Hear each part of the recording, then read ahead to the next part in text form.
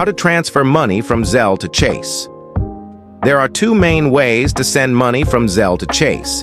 If you wish to do this through the Chase mobile app, go to the Pay and Transfer option.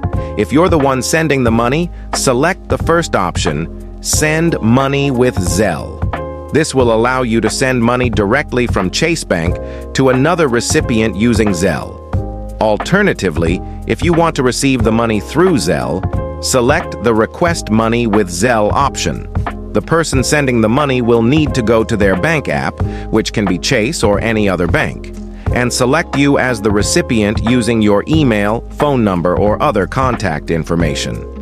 If the sender doesn't have a Chase account, they can still use any other bank or the Zelle app directly to send money to your Chase account. They just need to select Send Money with Zelle on their respective bank app, input your contact information, and transfer the money to your Chase account. The money will be available very quickly, and you can use it at any time. And if you like the video, give it a like and subscribe.